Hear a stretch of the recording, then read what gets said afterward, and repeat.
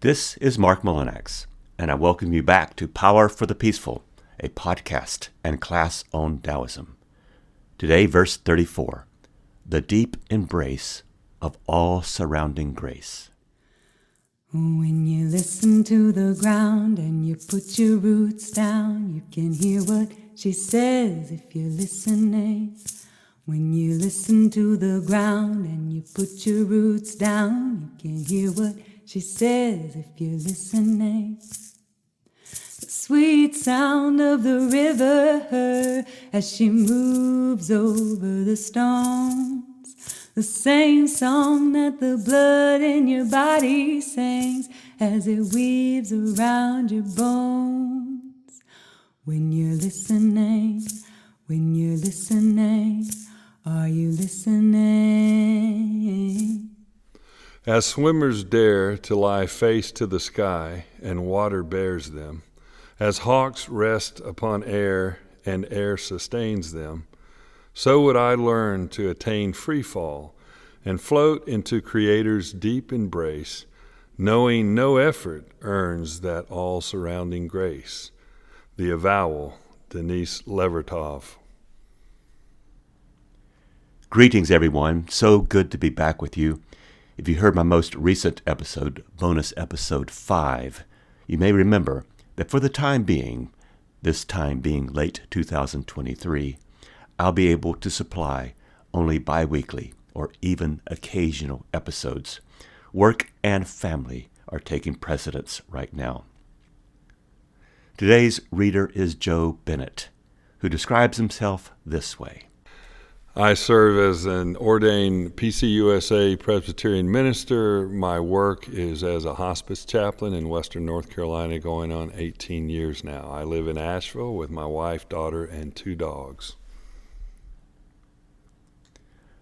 I think about you a lot. I hope this podcast helps to cultivate in you a different sort of leader in our societies. Leaders who are wise, intricately connected with the long-range vision of Tao, and are patient to slow dance with Tao to bring about Tao consciousness and sanity to our lives. My Taoist prayer is that you can help your friends and colleagues to remember what we have as a species forgotten. Critical information our grandchildren and great-grandchildren will require. Tao promises no quick fixes. Tao is the long arc of justice. Tao is the wind smoothing down a granite rock face over millions of years. A life with Tao is always an emerging experience, not an emergency quick fix, in which we slowly, gradually, and inexorably reconnect and tirelessly rebuild those bridges to what has been forgotten and been disconnected. And I always urge hope. Whatever we have forgotten can be remembered. Our disconnected circuits can be reconnected. In other words, we can unlearn what societies teach and colonize us with, and relearn instead how Tao is already and originally connected to us, within, without, moment in and moment out. Tao is our path. Our path is Tao. While Tao is unspeakable and undefinable, one is never without Tao in the most ordinary, natural, and mundane ways. Tao is the how of our bodies maturing from infancy. Tao is the way by which our bodies begin naturally to heal after a cut, break, or accident. Tao is the why of how all green things naturally grow wherever there is moisture, light, and soil. Tao is bacteria, naturally starting and finishing its work to break things down, whether its work is upon food in our stomachs or among dead leaves or animals. Tao is the entire process of evolution. These processes of Tao are the universe's original directions, inscribed into our very being, our very planet, our entire universe. Tao is these processes. This same Tao is our memory, however faint, and forgotten. Tao is what we align with for peace. Tao is the power for peace, no matter where it shows up or in what being. With Tao, there's peace. Without Tao, we're at the mercy of unexamined urges or forgotten impulses to think or do things not in our nature, which to me is the opposite of peace. Is any of this easy, my friends? Yes, if we are aware of and allow Tao to do its work. And that's what verse 34 is all about. It does get difficult, though, when we forget, or when we discount culture's colonizing influences upon us to forget. Remembering Tao is difficult when we think the current status quo is the only reality available. And that only because the current status quo seems so normal, so normalized. Remembering Tao in today's clutter of culture can seem as hard as fighting any headwind. But like a sailor in good Taoist fashion, we can learn to tack, to take the natural way, or Tao, through, around, or below difficult situations. Like water, we can learn to go around obstacles, smoothing them like rough stone or jagged glass gets made smooth by the ocean's current frictions. Learning these practices is what this podcast class is all about. While Tao is easy to sync with, when we forget Tao, this syncing proves difficult. So this podcast is dedicated to remembering what we have forgotten. Tao seems hard to find in our cultural clutter and casual chit-chat. But rest easy, because even our ability to remember is a sign of Tao's persistent power. Tao has never left us. Even if we forget Tao, Tao does not stop being Tao. We can still heal, grow, evolve, and be, because Tao is our original instructions. We carry Tao in our very bodies, just like every other particle of the universe does. So with this previous few minutes as preamble, this week we sit at the feet of a wonderful verse 34, which reads like this in my translation. Verse 34, quietly flowing. Great Tao flows in every direction, brooding over and permeating the universe's every particle, all of which depend on Tao. Without noising itself about or making a scene, Tao disappoints not even one particle. Not needing to be in charge and with no other desire, Tao devotedly nourishes the universe's every speck. Each one has its home in Tao, yet Tao does not boast ownership. Many may regard Tao as insignificant, but it is actually great because it never claims greatness for itself. Not ambitious for greatness is Tao's greatness and secret. When you're listening, are you listening? When you're listening, are you listening? Okay, what does it mean to be quietly flowing? It is that quiet process of Tao already in one's life. So much good happens all the time in our bodies and our environment. This goodness and health that meets us at every moment is Tao. For us to tamper, mess with, or interrupt any of Tao's goodness and spontaneous work that happens on its own schedule is to mess with ancient forces, natural forces that have actually gotten us this far, and that naturally. Why would we want to meddle or fiddle with these ancient forces? Can we improve on them? Asks verse 29. It's doubtful. Meddling only blocks Tao's flow. Control is another name for lose. Quietly flowing means that we are naturally allowing the piecework of Tao to emerge and work. Hormones flow, hearts beat, lungs empty and fill over and over, wounds heal, digestion happens, Organic matter breaks down, and this is just a short list.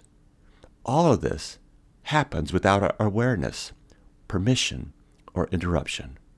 And this is Tao. It's our nature, our original nature, good to the core. This is some of what Tao does. It just serves and serves in deep background. When we allow Tao's original instructions to emerge spontaneously, our lives quietly flow. When Tao is allowed to be in our lives, it serves like a disguised servant in deep background without calling attention to itself. The question becomes, can we become aware of Tao's spontaneous and natural action so that we can become a disguised servant of Tao as well? Well, the answer lies in what we do with Tao. Because Tao enables hormones to flow, hearts to beat, lungs to fill, skin to heal, and digestion to happen without drawing attention, we can likewise become quiet servants ourselves to others in the body politic or in the body community.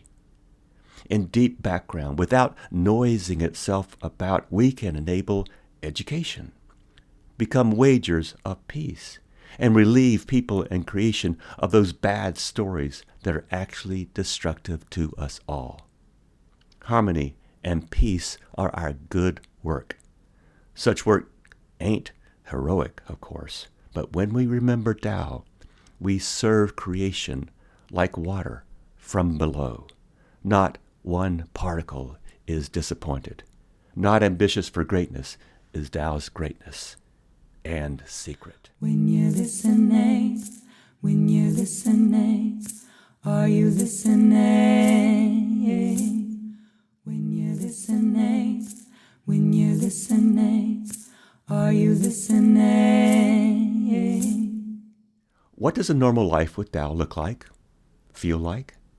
It's nothing extraordinary, but it's a slow emerging of Tao awareness, of how Tao's natural structures and ordinary processes coordinate to unify the entire universe. When we realize our natural ordinariness, that is, a life without the ego dominating, that's when our greatness happens. True power, Tao power, is a servant's tool, as empty as a serving spoon. Emptied ourselves like a spoon, we may then lower or even dirty ourselves to empower others. And our lowering ourselves is not weakness, but the practice of true strength. So what's at stake, class? Forgetful of Tao, we Velcro ourselves to substitute ideas, needless things, empty concepts, false memories, conspiracies, and other false beliefs, all with which we have no business clinging. I call such things here the substitutes that our cultures use to replace forgotten Tao. When we cling to the unnatural, what results is a painful and unnatural condition, spiritual rope burn. Such unnatural pain, I believe, is a choice. And any listener to this pod can make their own list of how clinging to false ideas or things, especially a clinging to a false sense of self, is a recipe for destruction, mental storms, and ruin. This is unfamiliar territory for the human being. Are we aware how our cultures groom us to forget Tao? Instead, they coach us for heroic greatness, domination, ego-assisted conquest, and the aim to be number one. What is it about power or wealth that makes us behave like idiots, to chase, acquire, and then attempt to cling onto them? By idiots, I mean we go against our best interests and our inherent Tao nature to acquire and hold on to things that can only slip through our hands. What if our hands are made for service and not for domination? We've all been or seen folks who, coming into a little bit of power or wealth, feel no choice but to exercise these alternative instructions for Tao's original blueprints. And they choose to do this not for others, but to multiply their own wealth and power for domination or private gain. They may think, like the culture trains them to think, that the only use for power or wealth is to dominate and then self-promote, which is, of course, the thinking of someone who has forgotten their original, natural identity as a being of Tao. When the Tao becomes small, it doesn't stop being great. When it becomes great, it doesn't stop being small. But all we see are its traces. In reality, it isn't small and it isn't great. It cannot be described. It can only be known. Wang Ping. The normal Tao life rests in the quiet assurance that we are already and sufficiently powerful and wealthy, though that power and wealth may not be calculated as a capitalist or power broker today would define them. The normal Tao life is lived with the awareness that when we remember that our life is rooted in something deep, everlasting, and eternal in nature, then we are most human. We are at our best when we operate in sync with our nature. There is this reservoir of peace and equanimity no matter what happens. Nothing to prove, nothing to gain, just that kind of peace that everyone has a taste of because it's this peace for which we are made. The peace that is already in our nature. The peace that is our nature. It's a peace that cannot be described. It can be only known by experience. How do we restart knowing and becoming more aware of our true nature and our original instructions? Listen to Irish mystic John O'Donohue. If you go out for several hours into a place that is wild, your mind begins to slow down, down, down. What is happening is that the clay of your body is retrieving its own sense of sisterhood with the great clay of the landscape. John O'Donohue, Walking in Wonder. So, return to your psychic center, that place where you don't fight your nature. You just remember it. Get back in touch with that.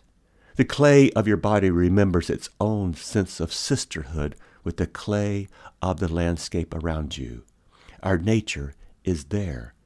However conscious or unconscious we are of Tao in us, it's there, like the water table beneath us. Slow down, down, down. Instead of building up one sense of self, build yourself down and start enabling others. Empower someone's education. Enable someone's health care. Create food security for others. Create a community of care where the first priority is not to make a buck to exploit people's needs, but to enable everyone's wellness. This is Tao's great and subtle work, to help create a truly equitable and non-discriminatory environment is good Tao work. So is preventing war by quietly weaving habits of peace waging into society. Become again the kind of person that children trust. The list of Tao work, good Tao work, goes on and on. The limits of Tao working in the universe is unmeasured, yet immeasurable. In summary, Tao's, and thus our greatness, lies in modesty, not making a scene. Tao has made the world appear, Tao keeps it going, and Tao keeps it from disappearing. Every creature exists, grows, and stays healthy because of Tao. Yet Tao is subtle, discreet, as if hiding. Tao is like a set of clothes that we put on and then forget the weight of these clothes. And yet these clothes continue to serve us well. So Tao still speaks to us. Tao ever solicits our awareness and attention in order to dismantle our forgetfulness. So let us remember who we are. Practice number 1 in Taoism is remembering who we are in our original peace. The Zhuangzi says, the mass of men, regarding something as unnecessary, try to force it to conform to how they think things must be, and thus they always need many weapons. But thus to rely on weaponry and war is to destroy oneself. Our refusal to accept nature's order is an option, though always a bad call. We develop this big brain, and we feel the need to use it. In our so-called wisdom, we seek to replace Tao's nature and substitute with transient whims of culture. And when we do that, we are no better than drug addicts seeking yet another fix. If culture is where you get your news and instructions on how to live well, then in J.R.R. Tolkien's words, you'll never want for moonshine. When you're listening, are you listening?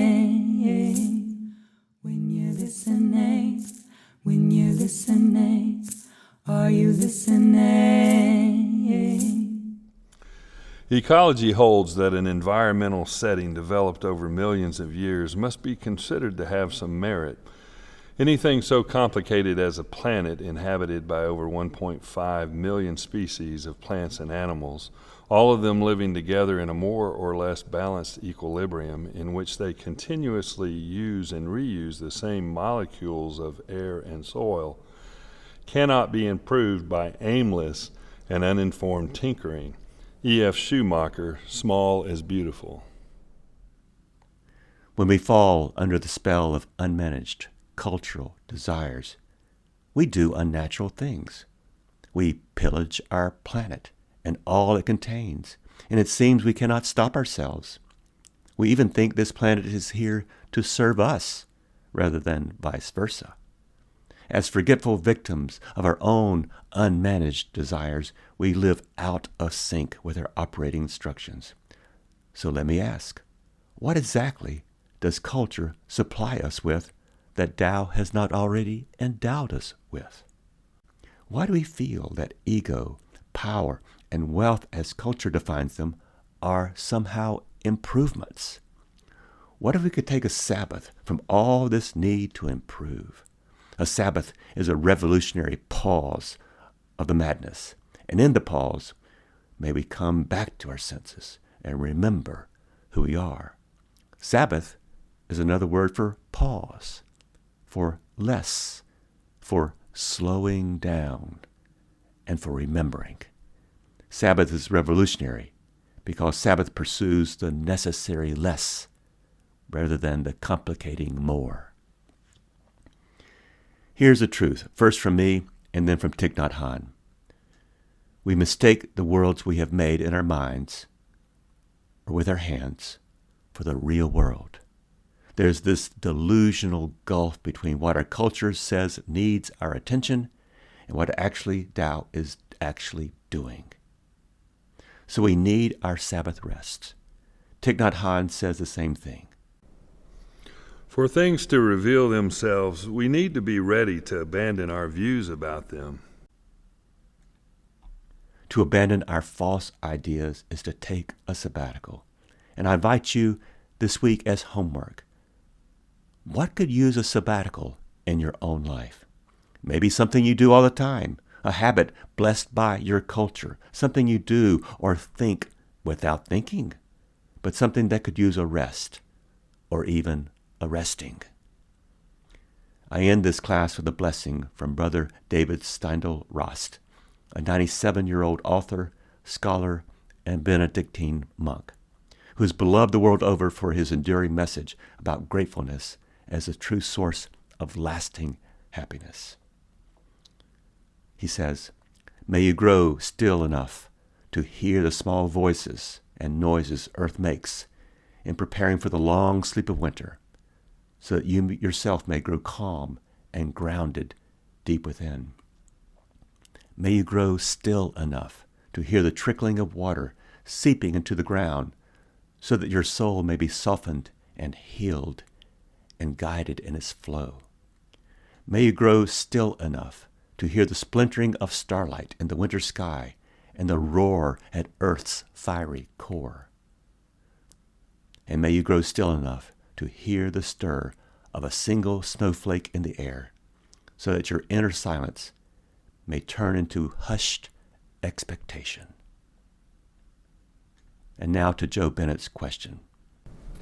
Mark, when I read this verse, my first thoughts are the quote, "It's amazing what you can accomplish if you do not care who gets the credit." I think that's a quote attributed to Harry Truman. The version of it I like is, "You can do a lot of good for the world if you don't care who gets the credit."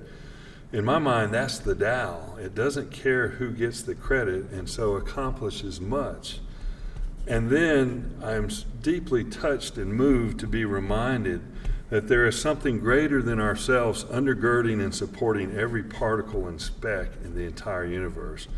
I find that thought very soothing and reassuring, to know the Tao is always on duty, behind the scenes, working on our behalf. It engenders in me a trust in the basic goodness of the universe. And I find a deep and abiding peace in that, power for the peaceful.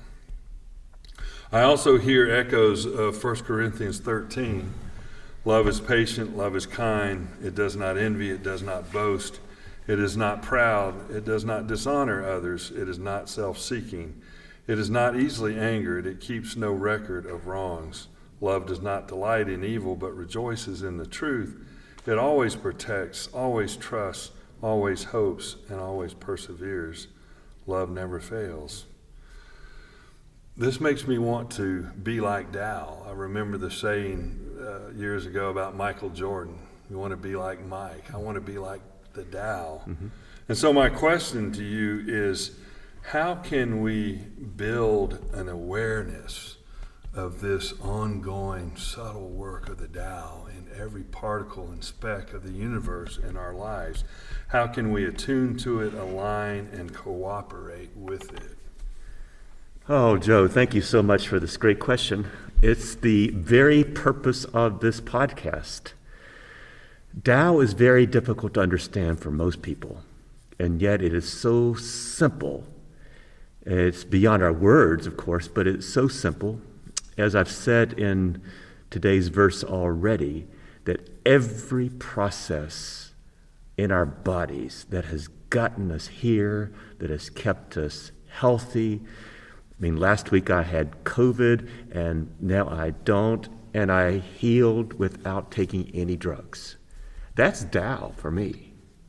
So it's not necessarily practicing Tao, but just to practice the awareness that Tao is already ongoing.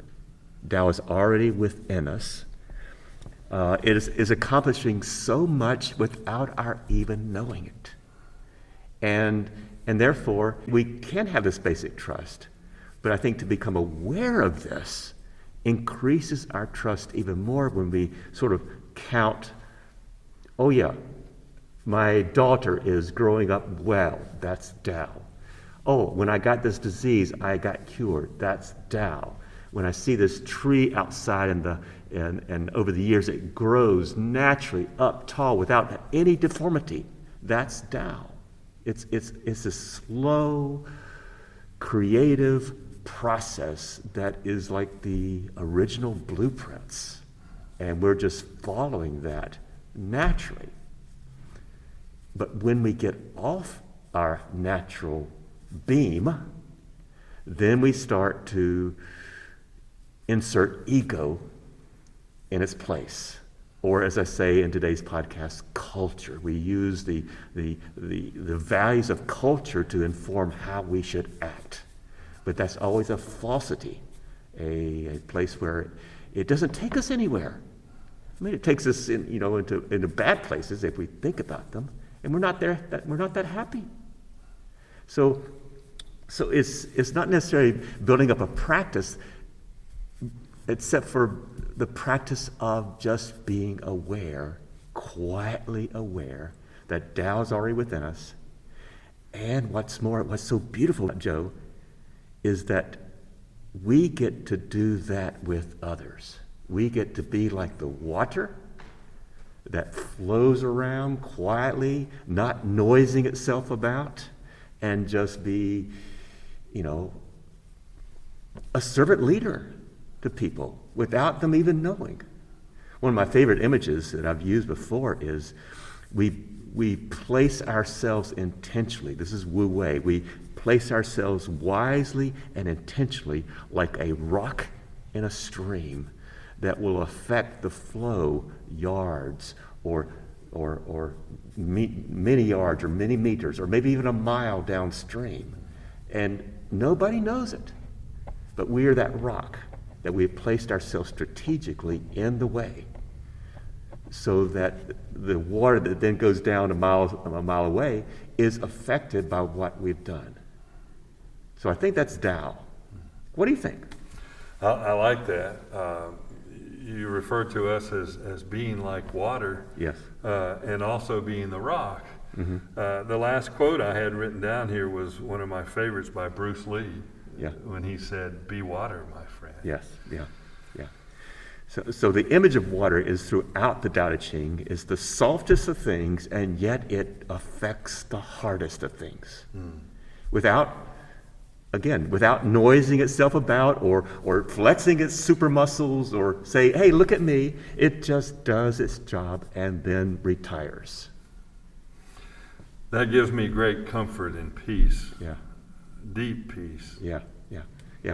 It's unlike so many of our spiritualities today that says you got to do something, you got to be something, you got to, achieve. Well, I hear that, and I've been affected by that both positively and negatively. But I think that if we just have this, I think it's verse 10, have this early retirement attitude. Just do what we need to do and then step back, step away. And I think the best place for me to learn this is to be around little kids. You are then caught up in their energy, and you don't have to insert yourself there. You're just this quiet power there. And the kids will learn to start trusting you. So that, I think, is how trust grows. Without thinking about it. You just suddenly come to trust someone because of the experiences you've had. Now, I'm talking way too much. What do you think? That's really good. So many things have flowed through my mind as you've been speaking. But I think we'll leave it at that. Okay. I like that very much. Thank you for that answer. All right. Joe, thank you so much for being here today. It's been an honor to meet you and to work together on this. Likewise, Mark. It's quite a privilege and a joy. I appreciate it.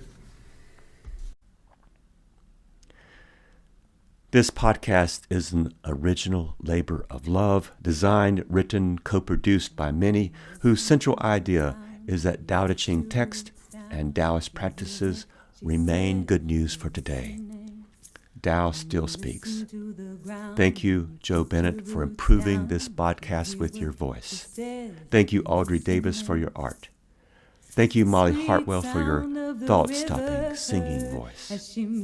Fortress Press holds the copyright to any use of my Tao Te Ching translation. Thank you for listening.